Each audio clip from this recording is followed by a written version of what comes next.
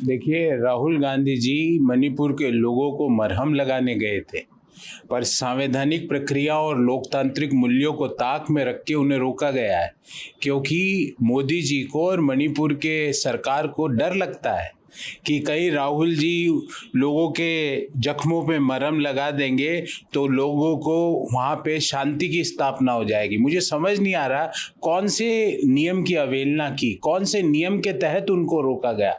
वो तो प्रधानमंत्री तो गए नहीं, प्रधानमंत्री मणिपुर को बाय करके अमेरिका को उन्होंने हाय कर दिया, पर राहुल गांधी जी मणिपुर के लोगों के जख्मों पे मरहम लगाने गए थे, क्योंकि जो वहाँ स्थितियां हैं, हजारों लोग विस्थापित हुए पड़ोसी राज्यों में, विदेश राज्य मंत्री का घर जला, वहाँ के कैबिनेट मंत्री का घर जला, मणिपुर जल रहा था, पर प्रधानमंत्री के पास मणिपुर के लोगों के लिए मणिपुर जाने तक का समय नहीं था। राहुल गांधी जी जाते हैं तो उन्हें रोका जाता है। मेरे को समझ में नहीं आता ये जो तथाकथित डबल इंजन को राहुल गांधी जी से इतना डर क्यों लगता है। पर ध्यान रहे, राहुल गांधी जी और कांग्रेस पार्टी का हर कार्यकर्ता मणिपुर के हर जख्म पे मरहम लगाएगा।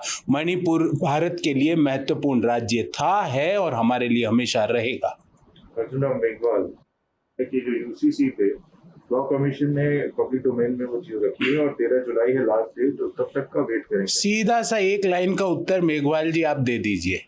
21वें विधि आयोग ने कहा कि लॉ का जो यूसीसी है उसकी ज़रूरत नहीं है, और ये कब रिपोर्ट आई? अगस्त 2018 में।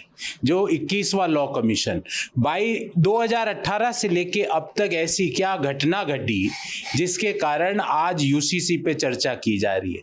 अर्जुन राम मेघवाल जी, ना कलम ना स्याही ना पन्ना ना मसौदा ना नीति, सिर्फ यूसीसी करना है, क्योंकि पोलराइजेशन करना है, ताकि लोग सवाल अर्जुन राम मेघवाल जी से और प्रधानमंत्री जी से ये ना पूछे कि 45 साल की सबसे बुरी बेरोजगारी आज क्यों है, 411 का सिलेंडर 1150 के पार क्यों हो गया, संवैधानिक संस्थाओं पर डेंट क्यों मारा जा रहा है।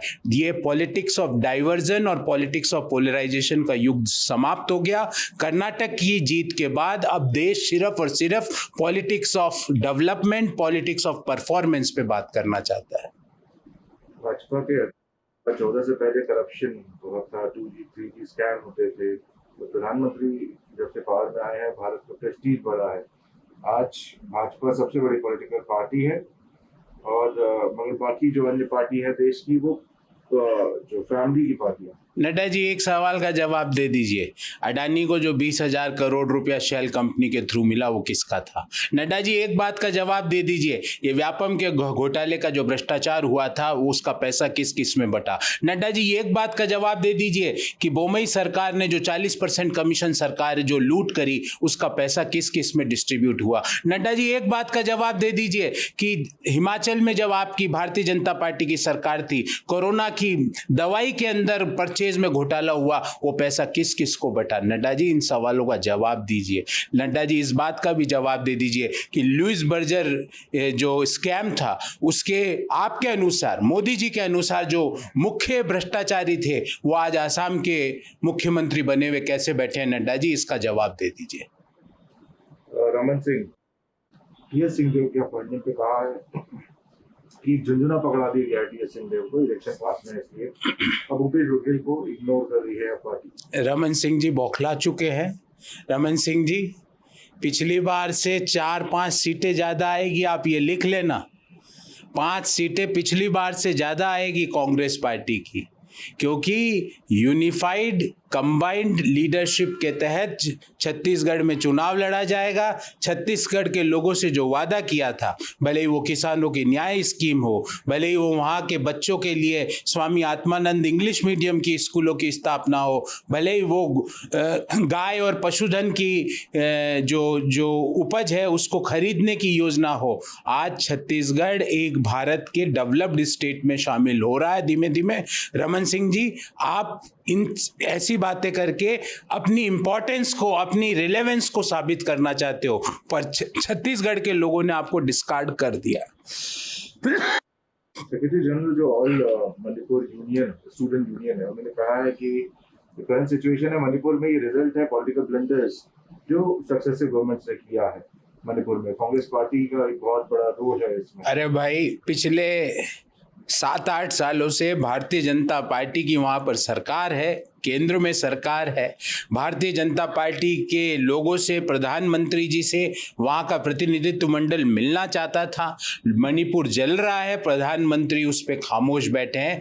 देश आज उन सवालों का जवाब चाहता है। अब क्यों मणिपुर में ऐसा हालात हुए कि विदेश राज्य मंत्री का घर जल गया, पर प्रधानमंत्री जी जो अमेजन के जंगल पे ट्वीट कर देते हैं, पर मणिपुर के मंत्री के घर जला, देश के विदेश राज्य मंत्री का घर जला, तो प्रधानमंत्री के मुख से, प्रधानमंत्री के टाइमलाइन में एक ट्वीट तक नहीं हुआ। मणिपुर के प्रतिनिधित्व मंडल ने बार बार कोशिश करी कि प्रधानमंत्री जी से मिलने का समय मिले, पर प्रधानमंत्री जी रहते ही कहाँ है देश में? कभी अमेरिका, कभी ग्रीस, कभी ऑस्ट्रेलिया, कभी यूरोप के अन्य देश। प्रधानमंत्री जी, आपके लिए पॉलिटिकली मणिपुर हो सकता है कम रिलेवेंट हो, पर हमारे लिए और देश के 140 करोड़ देशवासियों के लिए मणिपुर इतना ही महत्वपूर्ण राज्य है जितना देश के अन्य राज्य है। सतीश उपाध्याय जो वाइस चेयरमैन है एपीजे कलाम देव ने, क्योंकि औरंगजेब को डिस्ट्रॉय करने की कोशिश करी इंडियन कल्चर को, और ऐसी कोई भी रोड नहीं होनी चाहिए। भाई, हमारा तो एक ही कहना है कि औरंगजेब का नाम बदलो, पर जेब की तो बात करो कभी। जो सिकुड़ती जा रही है, मध्यम आय वर्गीय परिवारों की जेब पे सिकुड़ती जा रही है महंगाई के कारण, बेरोजगारी के कारण। निम्न आय वर्गीय परिवारों की जेब सिकुड़ती जा रही है। कभी कभार जेब की तो बात कर लो। औरंगजेब औरंगजेब सुबह से शाम औरंगजेब की बात करने वाले लोगों से मेरा अनुरोध है कि जो चाहे करो, पर लोगों की जेब की बात ज्यादा करो। लोगों का इंटरेस्ट जेब के ऊपर डिस्कशन पे ज्यादा है, औरंगजेब पे कम है। है कि डर्टी पॉलिटिक्स कांग्रेस का अब सामने आ गया है। उनके पास जो फोन पे ट्वीट एक चला रहे कैंपेन, उसके उनके खिलाफ कोई भी डिफेंस नहीं है। पब्लिक जानती है कि अपने करप्शन को छुपाने के लिए दूसरों पे एफआईआर डाल रहे हैं और बोल रहे हैं हम एक्शन लेंगे। नरोत्तम जी, आपको झुंझुना पकड़ाया गया आपके शीर्ष नेतृत्व द्वारा कि आपको मुख्यमंत्री बनाएंगे, पर शिवराज जी ने आपको बनने नहीं दिया।